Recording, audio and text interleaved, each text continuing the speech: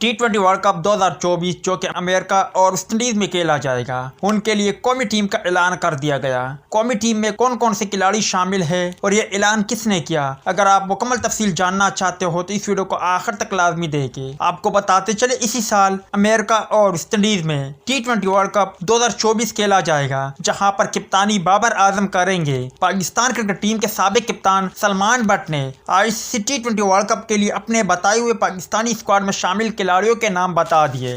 Salman but ने कहा कि T20 वर्ल्ड कप के लिए पाकिस्तान टीम बाबर आजम की कप्तानी में विकेटकीपर बैटर मोहम्मद रिजवान, साइम अयूब, फखर जमान और उस्मान खान शामिल होंगे। इनके अलावा दीगर खिलाड़ियों के नाम बताते हुए सलमान बट ने कहा कि T20 वर्ल्ड कप में आजम खान, इफ्तिखार अहमद, शादाब खान, इमाद वसीम और उसामा मीर भी स्क्वाड में शामिल होंगे। उन्होंने मजीद कहा कि आमिर जमाल, शाहीन अफरीदी, मोहम्मद आमिर, नसीम शाह और हारिस रऊफ भी कौमी टीम का हिस्सा होंगे।